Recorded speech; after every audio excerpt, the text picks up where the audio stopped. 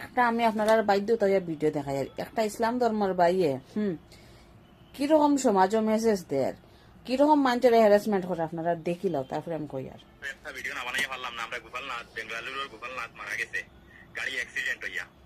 আমি ওখানে চিন্তা করি আর যিনি মুসলমান হিন্দু দিয়া সে আর বিবাদ সৃষ্টি করতো এই জগত। গোপালনাথ আজকে সকাল ও বাইরে কই আর ভাই, তোর খাইয়া খাম দান্দা নাই, তোর বিউর অত খাঙ্গাল নি।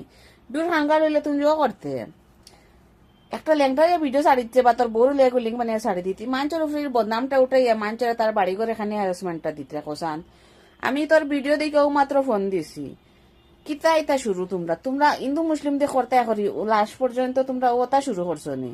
হগু মরি গেছে আর হগু মরি গেছে কইয়া প্রায় দেখি তোমরা খালি ওলা ভিডিও বানাই তা হগু ফালনা তোমার এটা কি স্বভাব তোমরা?